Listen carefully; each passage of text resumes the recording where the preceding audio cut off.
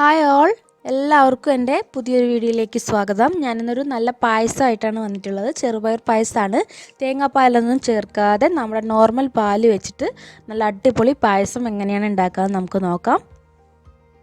ആയിട്ട് ആവശ്യമുള്ളത് ചെറുപയർ പരിപ്പാണ്. ഒരു 1/2 കിലോനോളം ചെറുപയർ പരിപ്പ് ഞാൻ എടുത്തിട്ടുണ്ട്.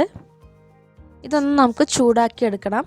ജസ്റ്റ് ഒന്ന് ചൂടായാൽ മാത്രം മതി, കളറ് മാറേണ്ട ആവശ്യമൊന്നുമില്ല. ഇത് ഏകദേശം ചൂടായി വന്നിട്ടുണ്ട്. ഇനി ഇതൊന്ന് നമുക്ക് കഴുകിയിട്ട് ഒന്ന് വേവിച്ചെടുക്കണം.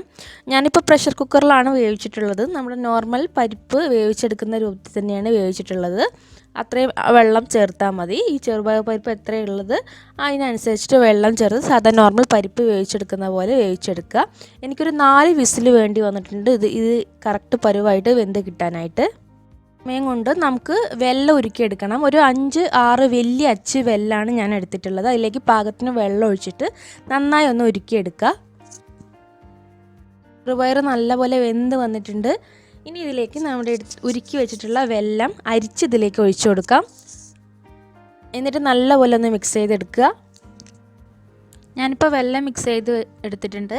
ഇനി ഇതിലേക്ക് നമുക്ക് പാൽ ഒഴിച്ചു കൊടുക്കാം. ഞാനിപ്പോൾ ഒരു ലിറ്ററോളം പാൽ ഒഴിച്ചിട്ടുണ്ട്. ഞാനിപ്പോൾ ഇവിടെ ഉപയോഗിച്ചിട്ടുള്ളത് ഡബിൾ ക്രീമിൻ്റെ മിൽക്കാണ്.